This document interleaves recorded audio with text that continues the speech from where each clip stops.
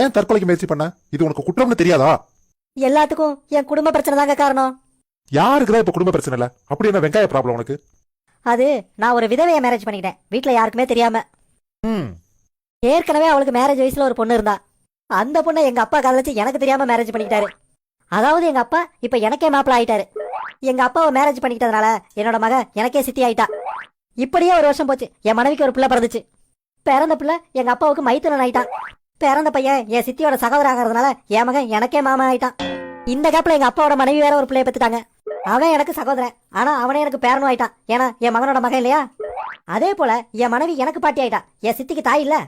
நானே என் மனைவிக்கு கணவனாகவும் பேர பிள்ளையாகவும் ஒரே சமயத்துல இருக்க வேண்டியதாயிருச்சு. ஒருத்தனுடைய பாட்டிக்கு கணவனாக இருக்கிறதுனால அவனுக்கு தாத்தா ஆகிறான்ல. அப்படி பார்த்தா எனக்கே நான் தாத்தா ஆயிடுறேன். இந்த குழப்பம் தாங்க என் தற்கொலைக்கு காரணம். ஏய், என் தற்கொலைக்கு நீதாண்டா காரணம்.